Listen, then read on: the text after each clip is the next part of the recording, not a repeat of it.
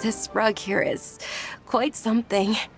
The craftsmanship is exquisite, and the fabric is also of high quality. Ah, here you are. Finally, I found you. Hey!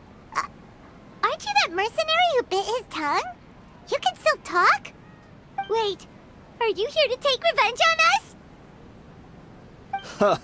What are you talking about? Do I look like I could take you all in a fight? I just came here to give you something. I'll be on my way to give myself up to the Corps after this. Once I woke up, I hurried to the Khan Al-Ahmar's camp, hoping to alert them to your presence. But when I got there, I found no one except the members who were still too injured to move. Ah, so you probably got there after us. Yeah, they told me that they had exacted their revenge, and everyone had turned themselves in to the authorities. Even that last camp was not going to last for much longer. I had joined the cause to repay an old favor from Kusayla. Now that everyone's already turned themselves in, I might as well do the same. One of the injured members gave this box to me, and told me that it contained some of the old man's last possessions. Everything left in the camp will get confiscated, so I figured I should get this to you before the Corps could get their hands on it. Thank you. No worries. We are all just living our own truths. There's no need to comment or judge anyone for it. So this box contains everything that Dehya's father left behind. Huh. It feels lighter than expected. Well, back in the day, the first thing he did with any Mora was spend it on things like drinks and meat. But let's see what's inside. What's this? It's just a bunch of junk. Ugh, it kinda stinks. Perhaps it's just been left unopened for too long. A handwritten copy of a storybook. The paper's already yellowed, and it looks like it's about to fall apart. It was against the Academia's rules to possess books for personal use. If he was going to break that rule, he could have at least copied something useful. That probably means this was really important to him. Ah, and here are a few bags of children's snacks. The packaging's completely deteriorated. Maybe that's where the smell was coming from. Did he get those for you? Yeah, but here's the thing, though. Even when I was a child, I was never a fan of these kinds of snacks. He'd always say that he got them for me, but in the end, he always ate more than I ever did. Who even leaves snacks in a box like this anyway? Isn't that just common sense? Forget it. Let me see what else is in here. A razor, some buttons, some round iron tiles, a wooden toy puppet, a wool scarf, which from the looks of it probably belonged to a woman, and a hair clip? Why are these things here? I'm suddenly feeling a little scared. I'm sorry, my lady, but this is just the kind of man he was. He probably saw this box as some kind of personal trash heap and dumped any and everything in there. 2 empty liquor bottles. Tell me, you guys, are these the kinds of things that a normal person would leave behind? Huh? There's something in the bottle! Oh, you're right. All right, I got it out. It seems to be a piece of paper with some writing on it. The bottom part's all damaged from moisture, though. Let's hope the writing didn't smudge. I was suddenly seized with an urge to write a letter after finishing this bottle. I just folded it up and left it in the bottle, though. If I end up forgetting about it, it won't really matter. To Dehya. It's a letter for me? It's all right. I'll just read it out.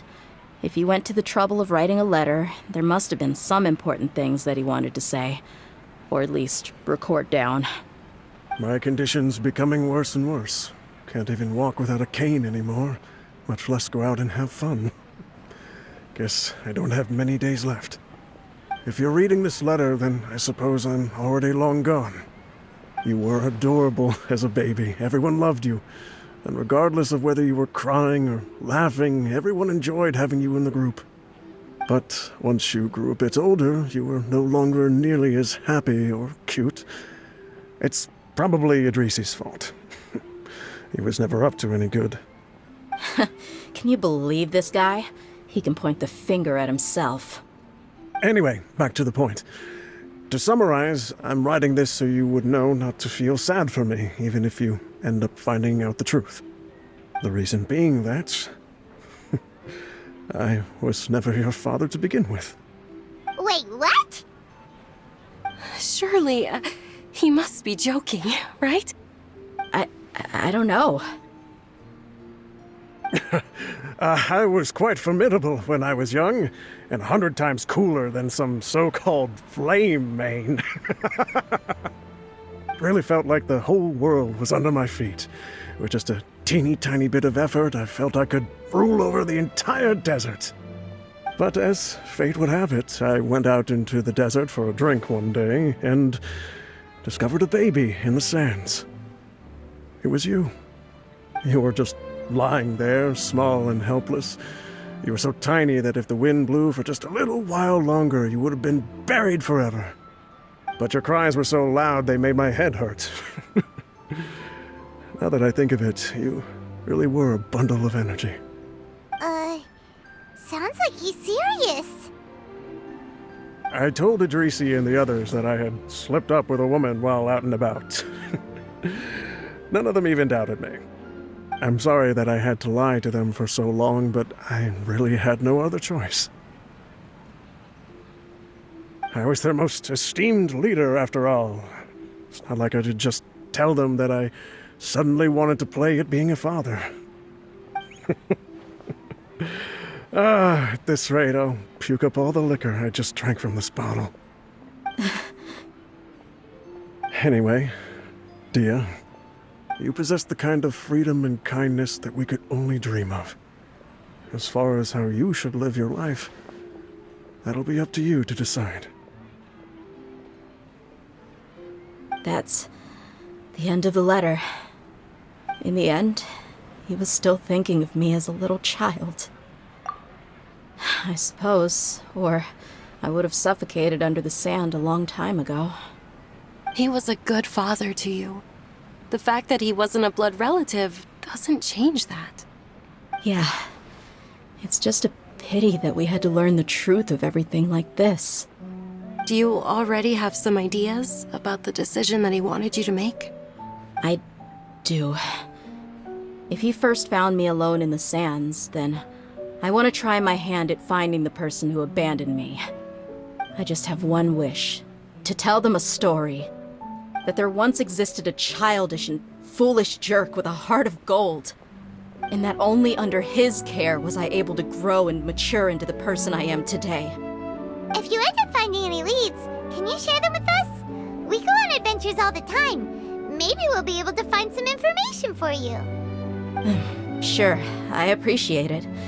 I wasn't expecting you to be so enthusiastic. I'll help too. Thank you. All of you.